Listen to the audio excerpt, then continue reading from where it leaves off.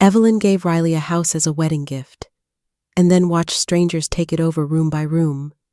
She isn't kicked out, she's simply no longer acknowledged. I used to believe that giving my daughter a house was the most beautiful act of love I could offer, a gesture that would say, "You are safe now. You won't have to struggle like I did." That belief kept me warm on the coldest nights, the long years I worked double shifts at the bakery, the times I skipped new shoes so Riley could attend piano lessons, the mornings I walked 5 miles just to save a tank of gas. I didn't see it as sacrifice. I saw it as building something brick by brick, dollar by dollar, a place where my daughter could start her new life, not from scratch, but from something solid. I never imagined that the gift I gave would become a chain around my neck. Not because she asked for too much, but because others took too much, too quickly, too shamelessly. The day they arrived, they didn't knock. They didn't thank me. They didn't even pretend to be guests. They just carried their boxes through the front door, smiled at the coastal view from the master bedroom, and said, "It's perfect. We'll take this one." And just like that, the house I had poured myself into was no longer mine, not even hers. I sat on the porch that night, alone, listening to the laughter inside, hearing forks on plates I bought, voices echoing off walls I painted. No one asked where I was. No one missed the missing chair. I wasn't exiled. I was simply forgotten. Riley was born in the quiet of a coastal morning, just after the first seagull cry. When the tide was pulling itself back like a breath being held, she came into this world with her eyes wide open. And I remember thinking, even in my exhaustion, that I had never seen anything so alive, or so terrifying. Her father was already gone by then, a flash of charm and youth who couldn't handle permanence. And I was left holding a future that didn't yet have a name. But I gave it one Riley, and I gave her everything else I could find time. Warmth, certainty. I worked mornings at the bakery shaping dough before the sun had fully risen, and evenings cleaning houses. Fingers raw, eyes half-lidded, but never once did I feel burdened. Not when she'd fall asleep in my lap, clutching that stitched handkerchief with our initials in red thread. Not when she'd wobble through spelling bees or show up at my shift with a thermos of soup she made herself from watching cooking shows. We lived small, but not poorly. Our home was a rental above the bakery with creaky floorboards and windows that leaked wind. But we laughed often, made Sunday pancakes even when we ran out of eggs, and decorated the fridge with sticky drawings that said things like, "Mom is my magic." I never dated. Not because I didn't want to, but because I didn't have space for uncertainty. I already had a life I loved, a girl I was building the world for. And Riley was always trying to grow into the space I'd carved for her. When she got her first scholarship to the arts program at 16, she ran home barefoot, too excited to find her shoes. When she got her part-time job, she insisted on paying for half of our groceries, even if that meant buying dented cans and day-old bread. And when I got sick that winter, the bad kind, the kind that scared both of us in the silence between test results, she held my hand every appointment, made chicken broth from scratch, and kept saying, "You're not allowed to leave until I'm 30.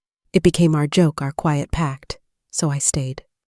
I pushed through radiation, pain that felt like a theft of breath, and when I finally got the all clear, I told her, "This is the house we're going to buy one day, by the water, with a porch just big enough for dreams."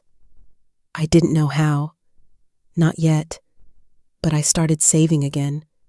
Every tip, every bonus loaf, every birthday check I never cashed, I stacked them away in envelopes with her name on them. Riley never asked for anything big. She was the kind of girl who bought secondhand, who fixed her own shoes, who blushed when I surprised her with new bed sheets. So when she told me she met someone who made her laugh and brought her coffee and said all the right things, I felt the first flutter of hope and hesitation. I wanted her to have someone to lean on, someone who'd see her the way I always had, radiant, gentle, steady. I didn't ask much. Not then. just that he be kind, that he know how rare she was. And when she said, "He does, Mom, he really does," I believed her, because love makes you hopeful, especially when it's your child's first version of it. Around her 26th birthday, I surprised her with a key not to the bakery, not to an apartment, but to the house, the one I'd been dreaming of since the day she was born. It was small, weathered on the outside, but warm and full of light. I spent months before that remodeling it after hours sanding floors, repainting walls, choosing tiles for the kitchen Riley once described in passing something soft, something like lemon cream. I didn't tell her I remembered that sentence from 5 years ago, but I did, because that's what mothers do. We collect the whispers of our children and turn them into shelter. I told her, "This is my wedding gift to you, not because you're getting married, but because you're building a life, and I want you to have a place that sees you grow." She cried. I did too. We sat on the empty living room floor, hands still dusty from boxes, and ate peanut butter sandwiches on paper towels. She looked around and whispered, "I can't believe you did all this." And I replied, "This house isn't from me. It's from everything we've survived together." That night, as I watched her stand on the porch wrapped in a shawl, staring at the ocean with eyes like the girl she used to be, I thought, I've done it. I've given her something no one can take away. I didn't build a house for my daughter. I just stitched old dreams together with both hands. The first time I met Jonas, he brought me a box of lemon tea and called me ma'am, with a politeness that felt more like distance than respect. Riley looked radiant beside him, glowing in that way daughters do when they want their mother's approval without having to ask for it. She watched my face as if waiting for a verdict, her smile just a little too tight. I smiled back. Of course I always do. Because when your child loves someone, the last thing you want is to cast a shadow on that light. Jonas was polite. He didn't speak much, but when he did, it was soft, agreeable, calculated in a way that made him hard to fault and harder to trust. When I asked about his work, he said he was in between projects, with the kind of vague optimism that sounds rehearsed. I asked where he was from, and he gave a half smile all over. I asked about his family, and he blinked, then chuckled. "They're private people." Riley jumped in right then, a little too quickly. "They're just shy, Mom, but they're sweet." I nodded. I didn't press, but something in me noted the space between what was said and what was not. In the weeks that followed, I began noticing little things, nothing dramatic, nothing scandalous, just slivers, like how Riley always paid for dinner, how Jonas never offered to help in the kitchen, how he'd glance at his phone more than her face. One Sunday, Riley brought him to the bakery, He walked in like he belonged, went behind the counter without asking, and took a croissant before it was even paid for. "Family discount, right?" he joked. I laughed tightly. That night, I asked Riley about it. She said, "It's fine. He was just being silly."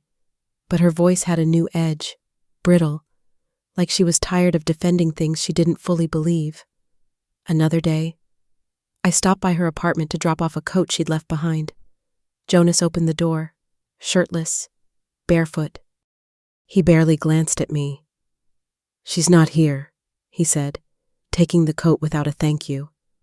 Before I could respond, he shut the door not rudely, but with the kind of casual entitlement that tells you exactly where you rank. Riley called me later to apologize, even though I hadn't said a word. "He didn't mean anything by it," she murmured. "He just has rough mornings." That was the first time I felt something tighten in my chest, not jealousy, not anger, but dread. Dread that my daughter, my careful, kind, light-giving daughter, was shrinking herself to make space for someone else's chaos.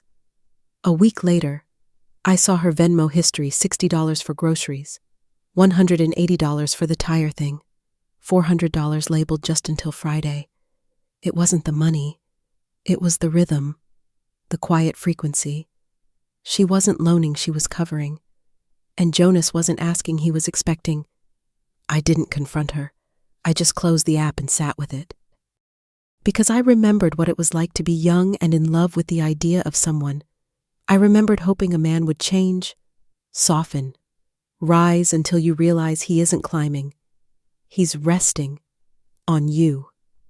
The next time we had dinner, Jonas complained about his job search. Everything's stacked against people like me, he said. Riley nodded sympathetically. I asked, what have you applied for lately? He shrugged. Nothing this week. I'm focusing on alignment. I didn't even know what that meant. Later, I found out he'd been playing video games all day. Riley had cooked him lunch, massaged his neck, and posted an Instagram story saying, supporting my man through the hard parts. I wanted to scream, but instead, I washed dishes and said nothing. One afternoon, I overheard them arguing low voices behind a closed door. Riley said, but it's Mom's house. She worked for it, Jonas replied. She said it was for us. If she meant it, she shouldn't keep showing up like she owns it. That was the first time I realized he was already speaking about the future as if it belonged to him. He wasn't moving in, he was taking over. And Riley, sweet Riley, was busy translating his selfishness into some warped form of spiritual growth. She told me once, he's healing from a hard past. I said nothing. I know what hard looks like. I've eaten toast for dinner and smiled through the burn of unpaid bills. Healing doesn't mean hurting the people who hold you. One night, she came over and sat in silence on the couch. She didn't cry, but her hands kept twisting the hem of her sweater. I asked if everything was okay. She said, he doesn't like it when I bring up money. Says it makes him feel judged. I wanted to say, he should be judged, but all I said was, does he make you feel safe? She hesitated. That was all I needed. I wasn't told to stay quiet. I just saw that my daughter had learned silence before anyone even asked it of her. The housewarming wasn't a party, it was a quiet arrival, the kind you don't recognize as permanent until it's too late to ask questions. I had given Riley the keys 2 weeks earlier, placed them in her hand like a blessing, wrapped with the words, this is yours now. Build something beautiful, she cried. I did too. That moment was sacred, and then it passed. The next time I came over, it was to drop off a set of antique plates I had saved for her wedding. Blue porcelain with delicate gold trim plates I'd inherited from my grandmother, wrapped in linens and layered with care. I was still balancing the box when I heard voices through the open front door, unfamiliar, loud, moving through the house like they already belonged there. This one has better light. Obviously we'll take it, a woman said. I stepped inside just as a man walked past me carrying a full suitcase. He didn't make eye contact. Didn't ask who I was. Just nodded toward the hallway like it was a hotel lobby and he was late for check-in. Riley came down the stairs breathless, cheeks flushed, eyes flicking from me to the chaos around her. They just wanted to see the house, she said quickly, as if explaining away a broken vase. Jonas's parents, and his brother Travis. They needed somewhere to stay for a little while just until things settled down. I looked past her into the living room that now held a mountain of luggage, folded blankets, a large cooler, and a pair of muddy boots sitting on the couch cushions I had picked out myself. Settled down where I asked. She hesitated. They're between places. Travis and Jenna lost their lease. Jonas's parents said they'd help cover groceries while they're here. It's just temporary. I opened my mouth. Closed it. Closed. Temporary is the word people use when they want you to surrender the permanent without protest. I carried the plate box into the kitchen, my kitchen, the one I had designed with Riley in mind, and found Jonas's mother already wiping the counters with vinegar spray, muttering under her breath about residue. She glanced at me and smiled tight, polite, unimpressed. This backsplash is cute, she said. A little rustic, but we can work with it. I blinked. Excuse me. She didn't answer. She was already opening cabinets, rearranging spices, "Where do you keep the salt?" she called over her shoulder, as if I worked there. Jonas walked in then, said, "Hey, Evelyn," with the tone of someone greeting a mail carrier. Behind him, Travis hoisted a large cardboard box onto the dining table, my table, and said, "Where's the master bedroom?" Riley froze. "Jonas and I are staying there," she said quietly.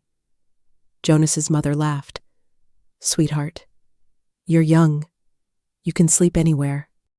My husband's back can't handle small mattresses. You understand?" "Right, it wasn't a question." I looked at Riley. Her shoulders dropped. "It's fine," she whispered. "We can switch." I took a step forward. "No, it's not," Jonas interrupted. "They'll only be here for a little while." I asked again, louder this time. "Settle down," where he avoided my eyes. "Travis is going to look for something nearby. It's better for the baby to have family around." That was when I realized they had already decided. My daughter's house wasn't hers anymore. It was a group project, a shared resource, a landing pad for people who never built the runway. That evening, I returned with a few towels Riley had left at my place. The gate was gone, taken off its hinges. Too squeaky, Jonas's father told me. "I'll put up a new one soon." I walked through the door without knocking. No one noticed. No one asked me to sit. They were all in the kitchen, my kitchen, eating takeout off plastic plates while my china sat unused in the cabinet. Riley looked up. Her eyes said everything. Exhaustion, embarrassment, a deep, growing ache she hadn't found the words for yet. I sat across from her. "How long is temporary?" I asked. She didn't answer. Jonas looked annoyed. "They're helping. What's the big deal?" I didn't respond. I just stood and walked to the master bedroom. It was unlocked. The lights were dimmed, jazz playing softly. Jonas's mother was lying on the bed, shoes still on, flipping through a magazine. Jonas's father was lighting a cigarette. "This place is cozy," he said, exhaling into the ceiling. I stared at the smoke curling over the white paint I had chosen. The one Riley said reminded her of vanilla cream. "This is Riley's room," I said, my voice tight. "And this is her house." He chuckled. "It's all in the family now. Right, we're not strangers." He stubbed the cigarette out on the nightstand, just pressed it right in, no ashtray, no hesitation. A black scar bloomed across the wood. My fingers curled. I turned to leave before I said something I couldn't unsay. As I walked out, I heard Travis say from the hallway, "Luca can take this small room, he needs his own space. We'll set it up tomorrow." Then, to Jonas, "We should put the deed in your name. You've got more stability." Riley said nothing, not a word. Just stood there like a child being handed instructions. And Jonas, he nodded, not loudly, just slightly. A quiet agreement, a contract signed without consent. That night, I stood outside the house and looked at the porch I had rebuilt by hand, plank by plank, sanding the corners until they didn't splinter, painting it twice to get the tone just right. I had imagined Riley sipping coffee there, wrapped in a shawl, reading in the morning sun. Now it was cluttered with camping chairs, half-crushed soda cans, and a toolbox no one seemed to use. I realized something then. I had given my daughter a house, but I had given other people permission to invade it by remaining silent. I wasn't asked to leave. I just stopped being someone they looked for when making decisions. They called it a small gathering, a casual dinner, nothing formal, just family and a few friends, Jonas said, as if the word family naturally included his side and excluded mine. Riley had texted earlier that week, asking if I could help bring some dessert. No specifics, no warmth, just a practical request tucked into a sentence that avoided saying the word invite. Still, I baked her favorite lemon tart, the same one I used to wrap in foil for her school lunches when she was little, the one she always saved for last. I arrived early, out of habit more than instruction, and when I opened the gate, I noticed it had been replaced. Gone was the one I hand-painted blue with Riley the summer she turned 16. This new one was taller, darker, and locked. I stood there for a moment, confused, until Travis's wife Jenna came around the side and said, "Oh, we changed that too, Squeaky. You can just come through the back now." I followed her into a house that no longer smelled like mine. The air was thick with someone else's perfume and too much garlic. The kitchen was packed, Jonas's mother stirring something aggressively in a pan, Jenna chopping parsley with the confidence of someone who had never asked permission. "Oh," Jonas's mother said when she saw me, "you brought something." She gestured vaguely at the counter, where takeout containers and foil trays were already stacked high. "Just set it there." I placed the tart gently at the edge, away from the clutter, and looked around. No one stopped to say hello. I caught Riley's eye once, but she looked away too quickly, the kind of glance that says, "Not now. Not like this." I stepped into the dining room. The table was set plates, silverware, candles. 11 seats, all full, Travis at the head, Jenna next to him, their toddler in a booster, Jonas's parents side by side, Jonas himself standing with one hand on Riley's chair, the other holding a glass of wine. He raised it and said, "To new beginnings and to the family that makes it possible." Glasses clinked. Laughter followed. I stayed by the doorway, coat still in hand, waiting. Someone brushed past me with an empty wine bottle and muttered, "Excuse me," without looking. Riley finally stood and said, "Mom's here," like it was news to be announced, not a person to be welcomed. "Oh," Jonas's mother turned around with a bright smile that didn't touch her eyes. "We didn't know you'd be joining. We weren't sure what your schedule was." I nodded, saying nothing, because if I'd spoken then, the words would have cracked open something I wasn't ready to show. I stepped closer, looked for a chair, any chair, but there were none. Even the folding stool from the laundry room, the one I always sat on when Riley was little and practicing piano, was missing. "We ran out of seats," Riley said softly, "but I can grab you one from the patio." I shook my head. "It's fine," because by then, it wasn't about chairs. It was about space, emotional, invisible space, and mine had quietly evaporated the moment Jonas's family decided they belonged more than I did. I moved back to the kitchen, leaned against the wall near the fridge, and listened as the dinner unfolded without me. I could hear Jonas's father recounting some story about his cousin's construction business, Travis interrupting with a joke, Jenna laughing too loudly, Riley laughing too softly, and every so often, Jonas would reach over to refill his mother's glass, call her mom, and say something like, "She's the real hostess tonight." I looked down at my hands that had built this kitchen, chosen each drawer handle, scrubbed floors on tired knees after a long shift, and now those same hands had nowhere to rest. I stayed in the kitchen for nearly an hour, slicing lemons that no one asked for, tidying crumbs that no one noticed. The tart I brought remained untouched. At one point, Jenna walked in, saw me, and said, "You're so sweet, always keeping busy." I forced a smile, because correcting her would have made it worse. Later, I heard Jonas's mother say, "Riley, you really lucked out. This house is such a gem. It's so generous of Evelyn to give it to you. But if I were you, I'd start thinking about putting Travis's name on the paperwork too, just to protect everyone." My breath caught. Riley didn't respond. She never did when her silence was needed most. Jonas chimed in, "Yeah, it's about building a legacy built on someone else's sacrifice." I finally stepped outside. No one followed. The air was cold but honest. I sat on the back steps, feeling the wood I once sanded smooth so Riley wouldn't get splinters. I had imagined us here, years from now, watching the sunset, maybe drinking tea together in silence. But tonight, I sat alone, and behind me, through the walls I had painted, voices rose and fell in a rhythm that no longer included mine. I waited for a moment of acknowledgement. It never came. Eventually, I walked back inside, picked up my tart, and started toward the door. "You're not staying for dessert," Jonas's mother asked, her voice syrupy and hollow. I looked at her, then at Riley, who had finally stood up but didn't speak. No, I said, I think I've lost my appetite. And with that, I left quietly, respectfully, invisibly. I wasn't denied a place at the table. I just wasn't someone they remembered to make room for.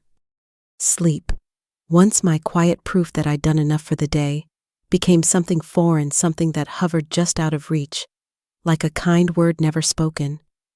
I used to sleep easily in this house, back when it still smelled like lemon soap and sea air, back when Riley hummed quietly as she washed dishes, back when the only noise at night was the creak of the stairs and the hush of waves beyond the porch. Now it smelled like other people, too many scents fighting for space, too many bodies pressed into walls that once held only us. I lay on a pull-out cot in the laundry room, because every other bedroom was occupied. Travis and Jenna in Riley's old room, their baby crying through the paper-thin walls, Jonas's parents in the master suite, the one I had renovated with her in mind, with soft gray paint and wide windows and curtains she picked out herself.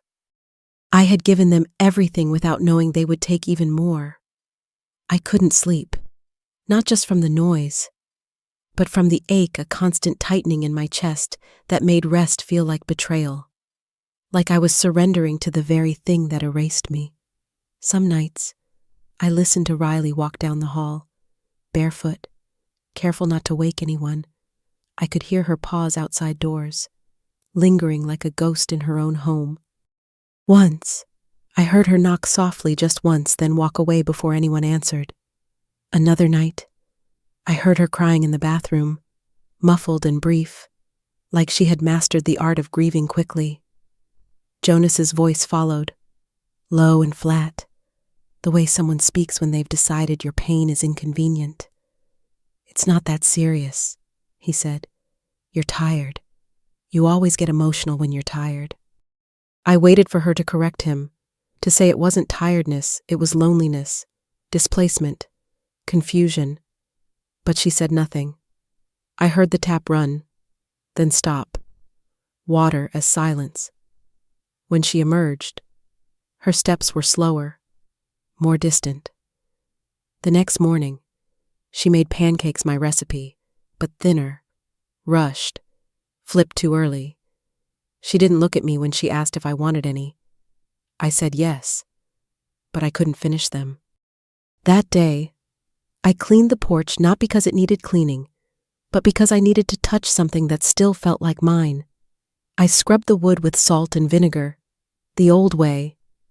Jonas walked by, glanced down, and said, "You don't have to do that.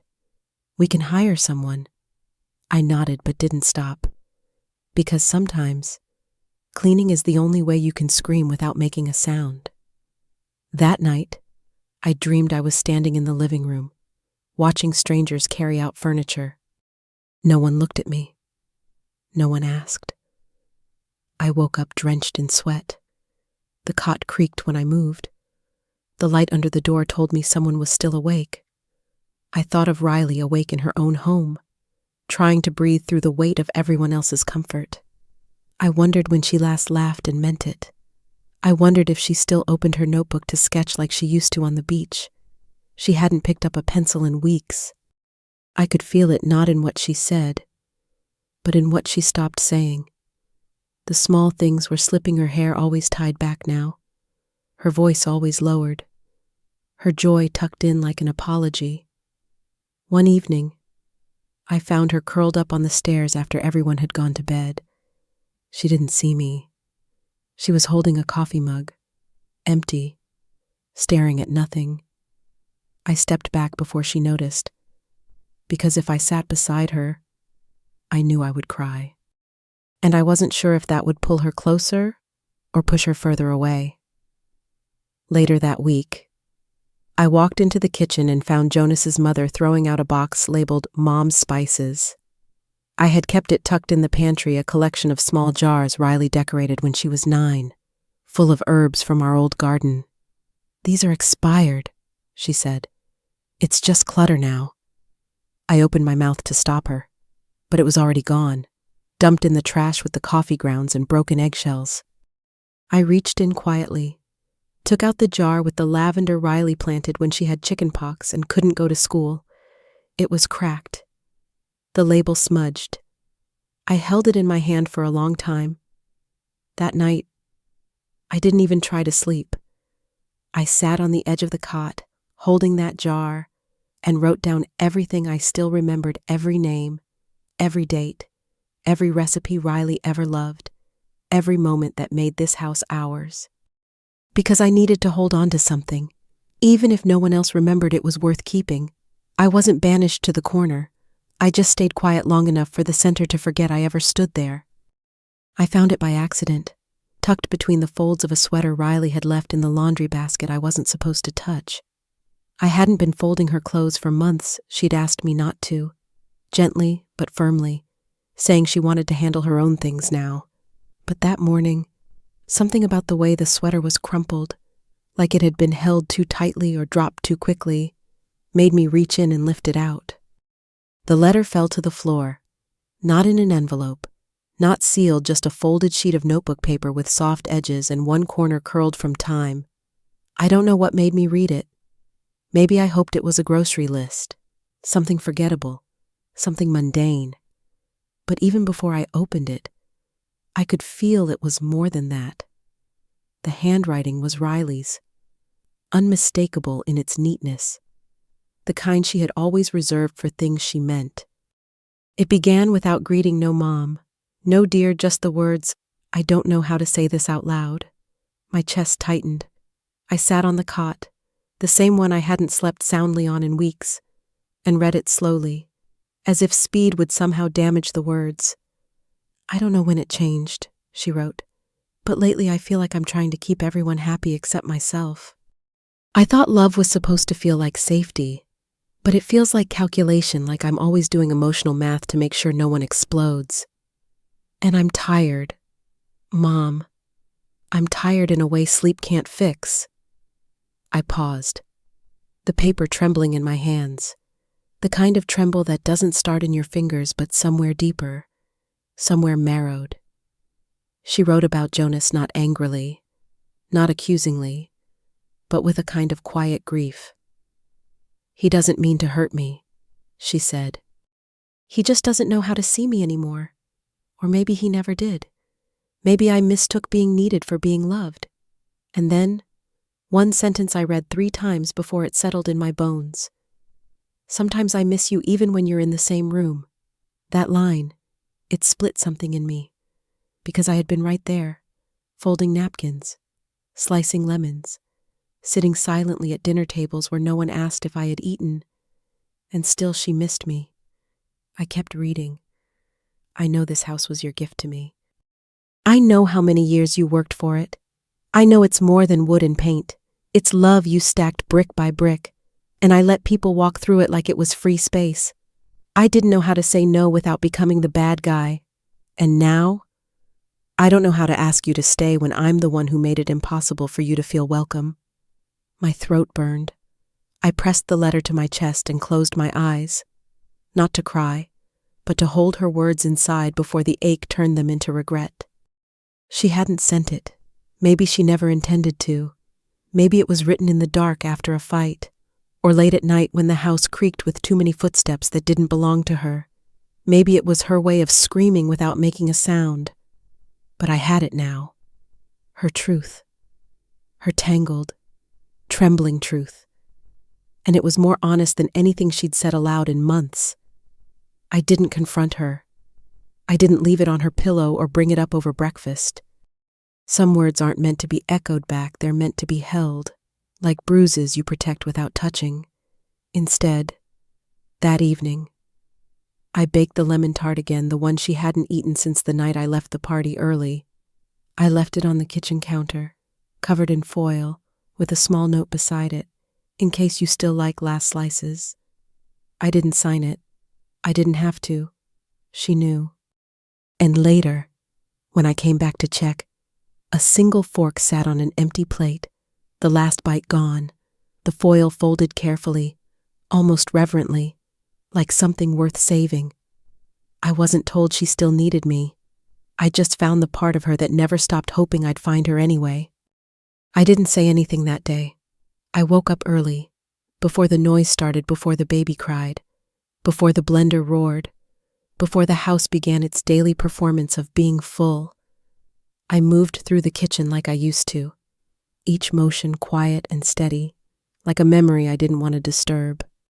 I took the flour from the tin I had labeled years ago, cracked eggs without thinking, measured milk the way Riley liked 3/4, never a full cup, and whisked the batter until it felt familiar in my hands. I set the table alone, not the big one they used for dinners now, with its mismatched chairs and crowd of voices.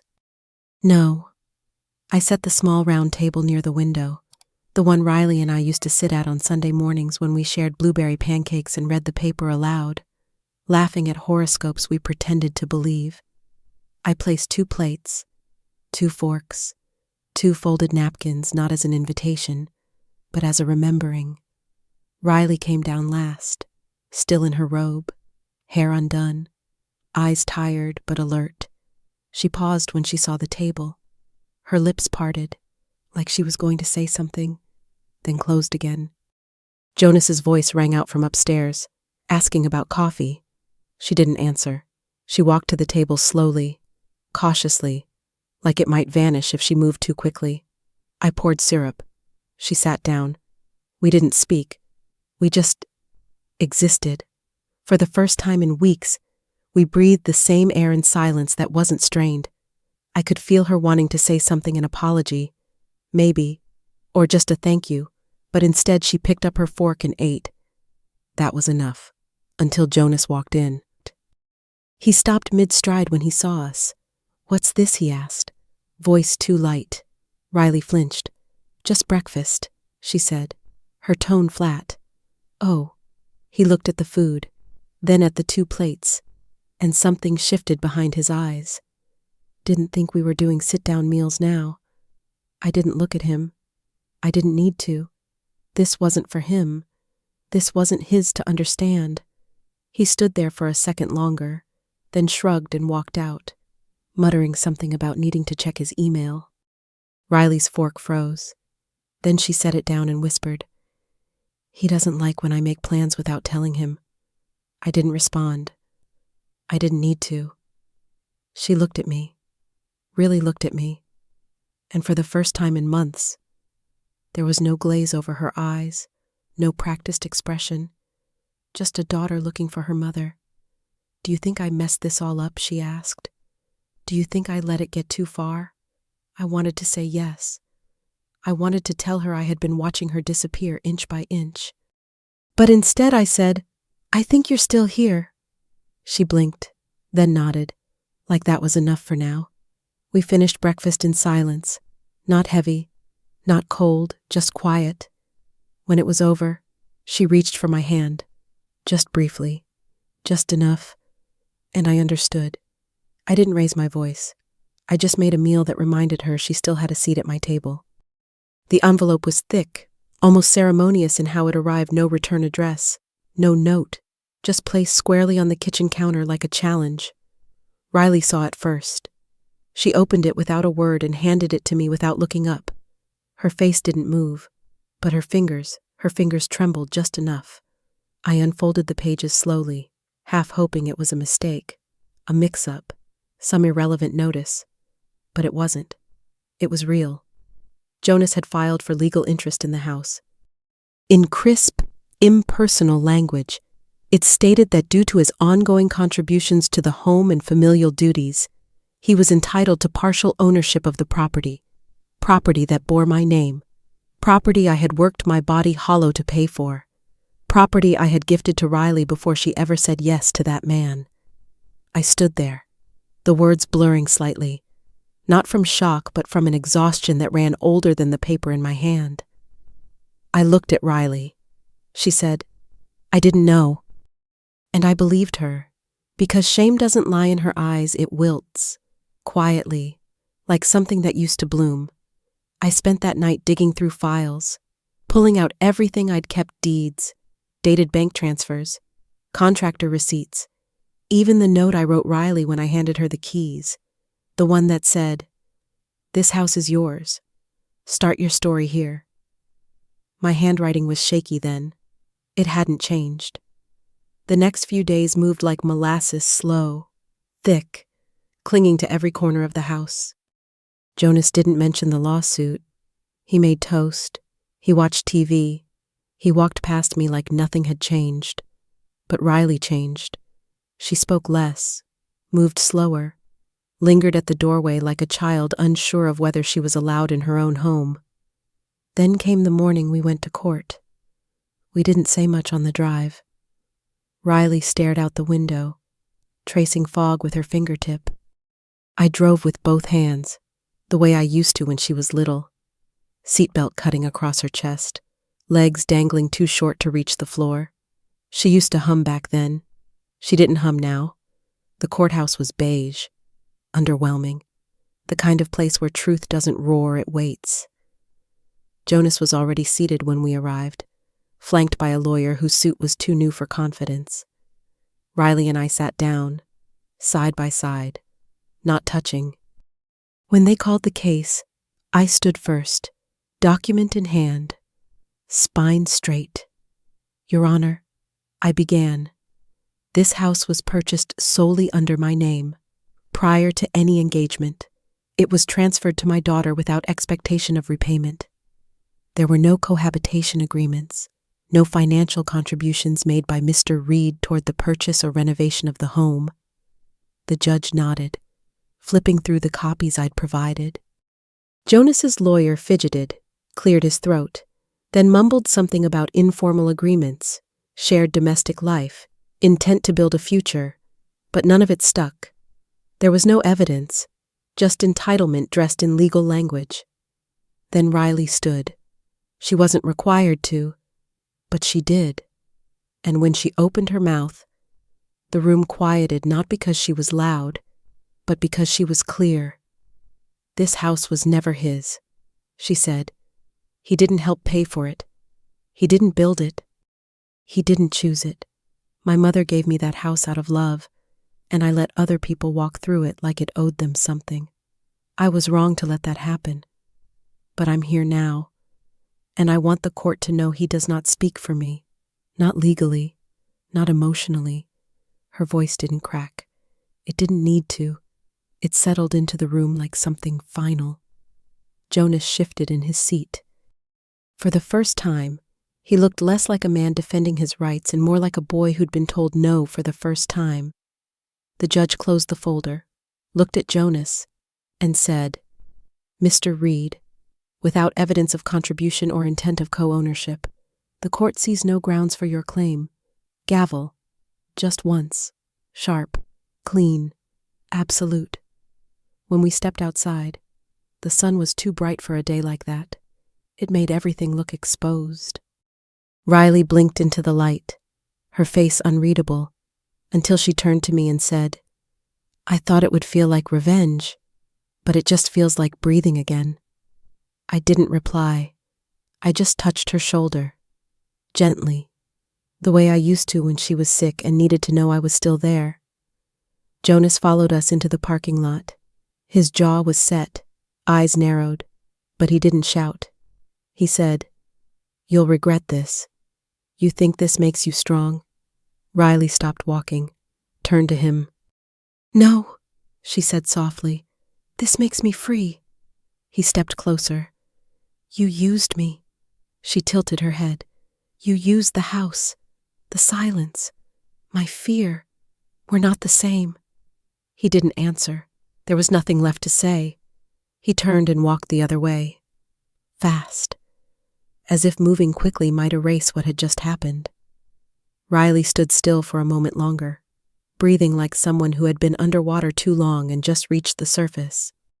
Then she looked at me not for approval, not for comfort, but with something I hadn't seen in her for a long time.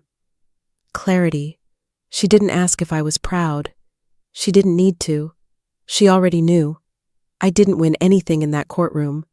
I just didn't lose myself. It didn't happen suddenly. Freedom almost never does. It arrived in fragments, In quiet mornings and the sound of the wind moving gently through the open windows, in the way Riley started knocking again before entering, even though the door had always been open. After the court hearing, after the sharp gavel, and the moment she found her own voice in a room built to silence people like us, she began to move differently. Not away from me, but toward herself. She packed slowly, methodically, not out of urgency but out of clarity. She told me she needed a space that reflected who she was, now not a rescue mission, not a restart but a deliberate beginning. She found a one-bedroom apartment above a used bookshop, with creaky floors and a view of the alley where ivy climbed the bricks like a secret no one ever asked about. She painted the walls herself, soft sage in the bedroom, warm gray in the living room, and she sent me pictures not for approval, just to share. I didn't help her pack, but I left little things behind for her to find: her old teapot wrapped in linen, the tiny framed photo of us at the beach when she was 6, our knees sandy and our smiles wide, a note in her sweater drawer that said, "You still make things beautiful just by choosing them." I stayed in the house, not because I needed to claim it, but because I had nothing to prove. I opened the windows more often. I cleared out the pantry of all the things we'd kept for other people. I started baking again, not just to pass time, but to offer something warm to the world. I reopened the back porch, hung soft lights around the railing, placed cushions on the chairs no one had touched in months. And then, slowly, women started to come. Neighbors, friends of friends. Women who had raised children and watched them forget the sound of their mother's shoes on the floor. Women who had cooked and cleaned